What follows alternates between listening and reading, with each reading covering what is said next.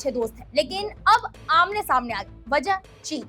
रूस ने एक मामले में चीन को घुसाने की कोशिश की तो भारत को गुस्सा आ गया और उसने दो टूक रूस को समझा दिया। दरअसल एक तरफ जहां इजराइल और हमास में जारी जंग बढ़ने के चलते क्रूड ऑयल की कीमतों में उछाल देखने को मिल रहा है, तो वहीं दूसरी तरफ क्रूड ऑयल का पेमेंट चीन की करेंसी में करने को लेकर भारत और रूस आमने सामने आ गए हैं। बताया जा रहा है कि भारत के लिए रूस क्रूड ऑयल के टॉप सप्लायर्स में से एक है, लेकिन कुछ रूसी तेल सप्लायर चाइनीज करेंसी युआन में पेमेंट की मांग कर रहे थे, जिसे प्रधानमंत्री नरेंद्र मोदी सरकार ने सिरे से खारिज कर दिया।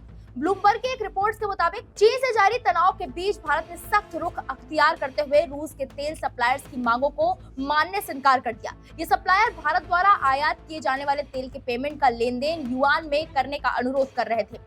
इन मांगों के बीच मोदी गवर्नमेंट ने क्रूड ऑयल इंपोर्ट करने के लिए चीन की करेंसी में पेमेंट करने के रूसी ऑयल सप्लायर्स के दबाव में न आते हुए इस पर आपत्ति जताई और इनकार कर दिया। अब सवाल यह है कि आखिर रूस भारत से चीनी करेंसी में पेमेंट करने के लिए क्यों कह रहा है? तो देखिए, रूस बड़ी मात्रा में क्रूड ऑयल भारत भेजता है और अरबों डॉलर की कमाई करता है। भारत रूसी क्रूड ऑयल की सप्लाई के लिए कितना अहम है, इसका अंदाजा इस बात से लगाया जा सकता है कि देश अपनी जरूरत का 60% कच्चा तेल अकेले रूस से ही आयात करता है। इसका भुगतान भारत की ओर से अमेरिकी डॉलर, दिरहम और रुपए में किया जाता है।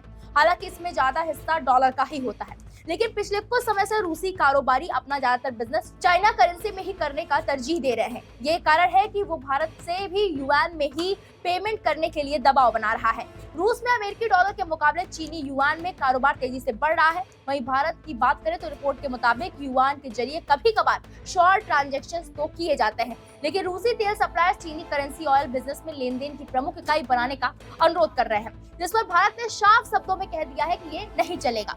जानकारी के बता दें कि देश की आधी से ज्यादा रिफाइनरी सरकारी स्वामित्व वाली है और उन्हें भारत के वित्त मंत्रालय के दिशा निर्देशों का पालन करना होता है। रिपोर्ट की माने तो रूस में कारोबारियों द्वारा चीनी करेंसी में हो रहे पेमेंट के चलते इस साल युआन रूस में सबसे ज्यादा कारोबार करने वाली करेंसी बन गई है।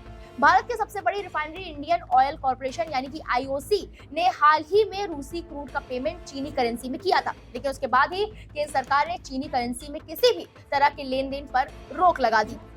इस खबर पर आपकी जो भी राय है कमेंट बॉक्स में और जरूर बताएं। VK न्यूज, राष्ट्र के नाम।